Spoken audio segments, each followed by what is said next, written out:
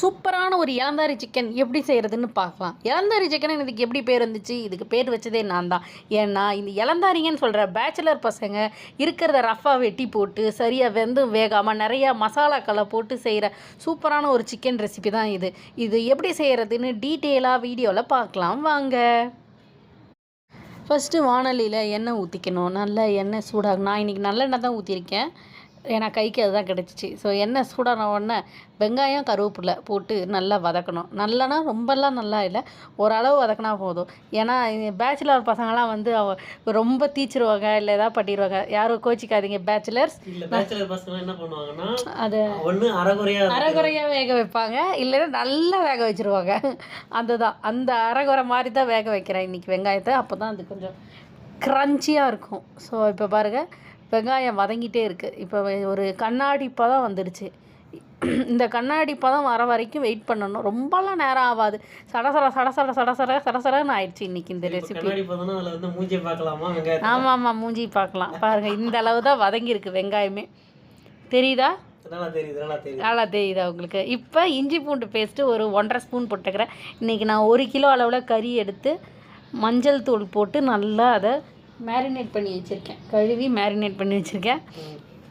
So இப்போ இஞ்சி பூண்டு பேஸ்ட்டு போட்டு நல்லா இதை குக் பண்ணிக்கணும். இஞ்சி பூண்டெல்லாம் பச்சை வாசம் ரொம்ப போகணும் அப்படின்லாம் இருக்கக்கூடாது. ஓரளவு அதை எண்ணெயில் போட்டு அதை வதக்கினா போதும். இளந்தாரி பயலுக்கு போனால் என்ன பண்ணுவாங்கன்னா அவசரமாக செய்வாங்க, ஆனால் அது டேஸ்ட்டாக இருக்கும்.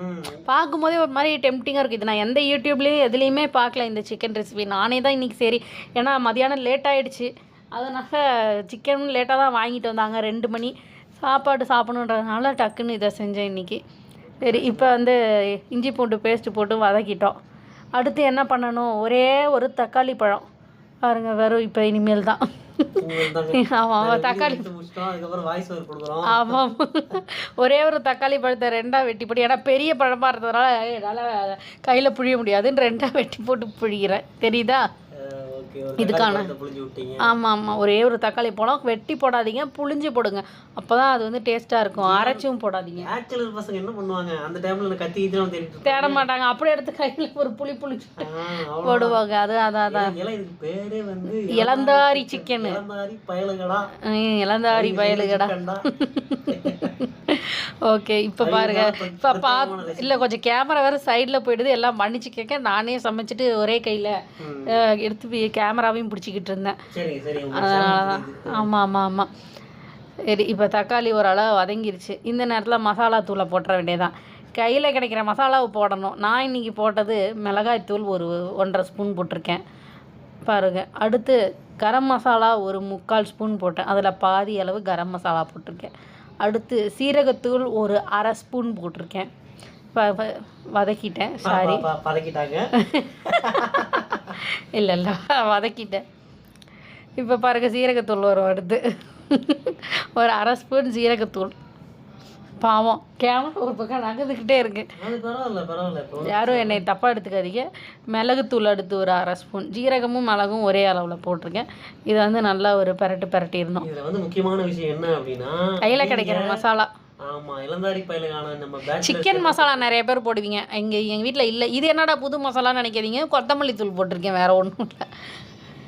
ஏன்னா சிக்கன் மசாலா போடுவாங்க பேச்சுலர் பசங்க, அது டக்குன்னு போட்டு வச்சுருவாங்க. வீட்டில் சிக்கன் மசாலா இல்லாதனால நான் கரம் மசாலா இப்போ வந்து அடுப்பை வந்து சிம்மில் வச்சுக்கிட்டேன், ஏன்னா மசாலா தீஞ்சிடக்கூடாதுன்றதுனால வச்சு மசாலா வதங்கிறதுக்காக கொஞ்சமாக தண்ணி ஊற்றி மசாலாவை வதக்குறேன். சூப்பராக அது எண்ணெய் பிரிஞ்சு வர அளவுக்கு. ரொம்ப நேரம்லாம் எண்ணெய் பிரிஞ்சு வர, இது சீக்கிரமாக ஆகிடும். அதனால் பாருங்கள், கொஞ்சம் அடி வேறு பிடிச்சிக்கிச்சு. இந்த மாதிரி தான் இருக்கும் பேச்சுலர்ஸ், கொஞ்சம் அடி பிடிச்ச மாதிரி. அதான் இப்போ பாருங்கள், இந்த அளவு ஒரு தொக்கு மாதிரி வந்துடுச்சு. இப்போ கழுவி மஞ்சத்தூள் போட்டு வச்சுருக்கேன் சிக்கனை அதில் எடுத்து போடுறேன். இல்லை, நானும் நல்லா தான் கழுவிருக்கேன் மஞ்சத்தூள்.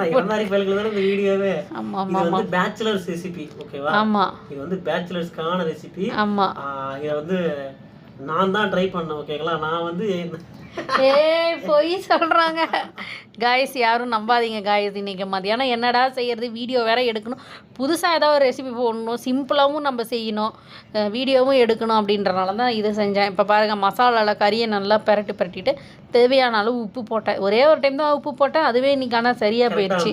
ஆமாம், அந்த நம்ம பேச்சுலர்ஸ் பசங்க இருக்கா இல்லைங்களா, அவங்க இப்போ மூடி போட்டு மீடியம் ஃப்ளேமில் வச்சு ஒரு 5 நிமிஷம் அந்த தண்ணி பிரிஞ்சு வர அளவுக்கு இது பண்ணணும். இப்போ பாரு கோழி நல்லா தண்ணி விட்டுருச்சு. கோழிக்கறியை தண்ணின்னு வாங்க, எங்கள் மாமியார் தான் சொல்லுவாங்க அடிக்கடி, தண்ணி விடும் அதுவே அப்படின்னு. கோழி வந்து முட்டை தானே விடும், கோழி தண்ணிலாம் விடுது. ஐயோ அந்த மீட்டில் இருக்கக்கூடிய அந்த ஜூஸ், சிக்கனோட ஜூஸ், அதாவது அந்த கறி இருக்கிற அந்த ஈரப்பதம்.